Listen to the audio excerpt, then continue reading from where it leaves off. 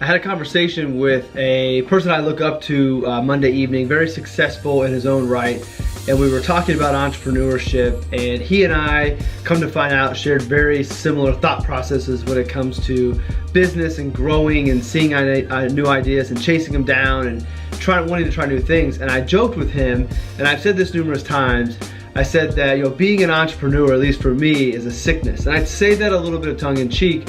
I don't mean to make light of anybody really dealing with some type of sickness or mental health issue, but entrepreneurship can be a sickness. And what I mean by that is, for an entrepreneur, at least the way that I define an entrepreneur, these are people that are seeing new ideas, they're seeing problems, and for whatever reason, solutions come to mind, and they might not be the right answer, but internally they've got to go down that path and they've got to try it. I know I drive my wife crazy. I was joking with her about this morning, and she said, no, you really do. With all of the ideas I come up with, and 90% of them I never explore, and 10% I do, and maybe 1% I actually go down the path to see if I can make it happen. And she said she's gonna start keeping track of all of these wild ideas that I have and look back over time and see of all the stupid things I come up with and never try. But then she said something that made me feel very good, that she gets it, even though she doesn't have this mindset that I have. She said, but one of these days, one of those ideas might be the big one.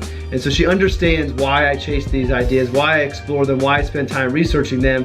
Then ultimately, like I said, most of the time I don't go down that path. But I have to do that. It's just inside of me that if I see something out there I think I can do, I've got to at least explore and see if it's feasible, and then I might have to take the next step and actually put some work down and try to do that. So I share this with you for two reasons. One, if you are an entrepreneur and you have this same mentality that I and my friend have, it's okay, you're not alone. There are others out there that are doing the same thing and having the same issues of, should I spend time doing this even though it may not work out, or do I just stay in my lane and stay focused? And staying in your lane for most people makes sense, and that's the right answer. But for some of us, our lane needs to change from time to time, and we can always come back. But you've got to take that side road to see if it actually leads to a better place, and if not, you can always U-turn and come back. Secondly, if you are the spouse of somebody who has this mindset, please be sympathetic. We cannot help it. It is just a part of our genetic code. And the crazy thing for me, this was not always a part of my genetic code. I was not an entrepreneur growing up. I did not look for solutions. I went to go to school to learn and play basketball, and that was my lane. And then the last year or so, doing this content and seeing ideas and trying things and having success, and also not having success and realizing it's not the end of the world, has given me the confidence and has fueled this internal debate of where do I go and what do I do.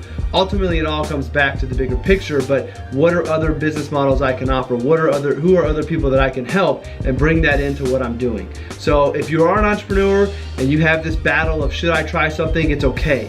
Give it a try, but know when to come back to where you were, and don't take too many major risks that can blow things up, but explore that and see if it makes sense. If you are the spouse or a partner of somebody who has this sickness, give them a little bit of sympathy, listen to them, encourage them, and know that that's just part of who they are and you can't change it. So communication's good, but it's okay if you have that. Help us out if you aren't the spouse or partner that has that, and that is it. So that's my little talk on entrepreneurship. It's okay. I'm really enjoying this. Hope you are as well. Head on over to the Entrepreneur's Blueprint. Check out what's going on there. I'm continuously adding more and more resources there to kind of help you along with your journey. So thanks for watching, and I'll see you in the next episode.